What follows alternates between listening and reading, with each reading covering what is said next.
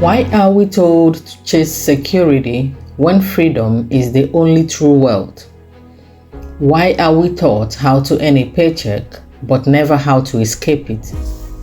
Why is it that in the richest economies in history, millions still live paycheck to paycheck? Not because they are lazy, but because they are trained to think like workers. Because this system wasn't built to make you rich. It was built to make you obedient. You are not broke because of your job. You are broke because of your programming.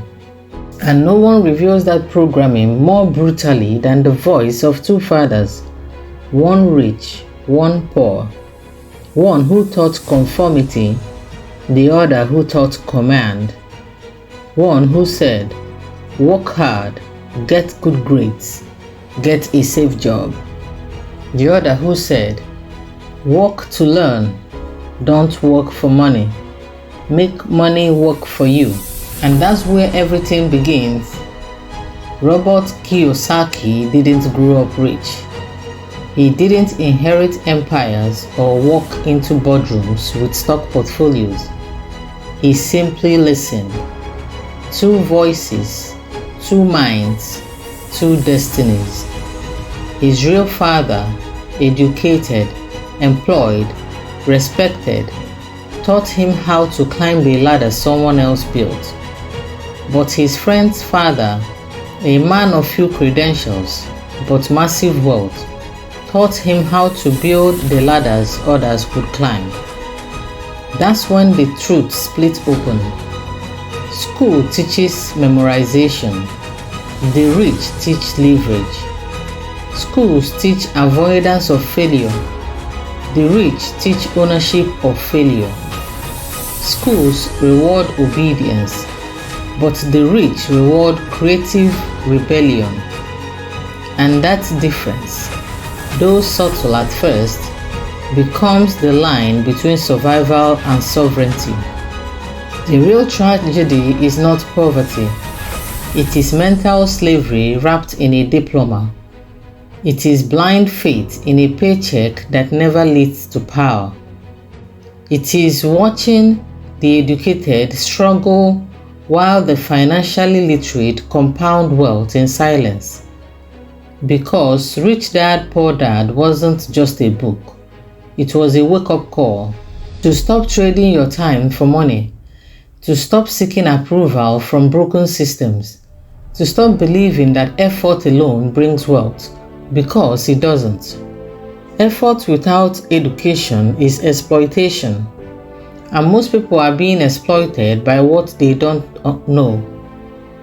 They work harder, while others think smarter. They save money, while inflation eats it alive. They pay taxes, while others understand the game and keep their gold. Because the system was built by the rich, for the rich, and the only way out is to reprogram the way you think. You were taught to fear debt. The rich use debt to scale empires. You were taught to save. The rich invest in cash-flowing assets. You were told to build liabilities and call them achievements. Homes, cars, status. The rich buy assets that pay for their lifestyle and let others chase the illusion. This is not greed. This is wisdom. This is why one man retires free and another dies working. Because one obeyed and the other observed. And that's your invitation now. Not just to hustle harder, but to see clearer. To stop playing by the rules of men who are not free. And to start asking, who taught me what I believe about money? And were they truly free? Personal finance isn't personal, it's generational. Your habits today become your children's blueprint tomorrow. Your debt becomes their default.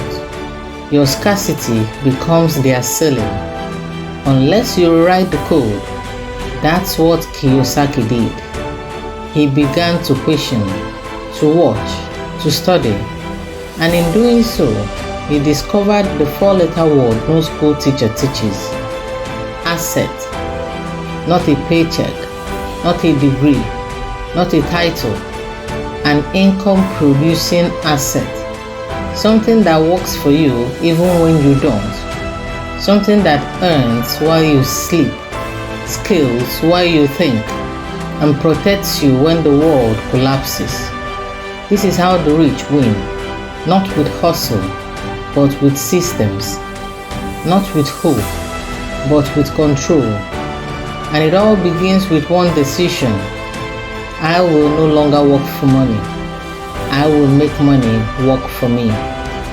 Say it out loud. Let it burn into your spirit. Because this isn't theory. It's escape velocity. Now let me speak directly to the lie. The one they whisper when you begin to rise. They will say, that's not realistic. They will say, you're not rich enough to invest. They will say, just be grateful for your job. But every empire begins with defiance. And the greatest rebellion is not protest. It is ownership. Ownership of thought. Ownership of time. Ownership of outcomes. Poor dad taught survival. But rich dad taught structure. The architect of freedom. Not through magic. Through math. Through knowledge. Through decisions that compound like interest until one day you're free and they are still confused. This is not about being better than others. It's about being better than who you were trained to be. And the first step is brutal honesty. Are you building assets or are you building someone else's dream? Are you earning for leverage? Or are you locked in the illusion of a good job? The answers don't need shame. They need clarity. Because once you see the code, you can break it. Once you see the system, you can beat it. And once you own your thoughts, you own your future. Now say this with me. Affirm it until it becomes law. I do not work for money. Money works for me. I study assets. I build systems. I master the game. I escape the trap. I free my future. I teach my children freedom. This is the new inheritance. This is the new identity. This is financial sovereignty born from mental rebellion. And it begins not with riches, but with responsibility. You are not too late. You are not too poor. You are not too old. You are simply one decision away from becoming your own rich dad.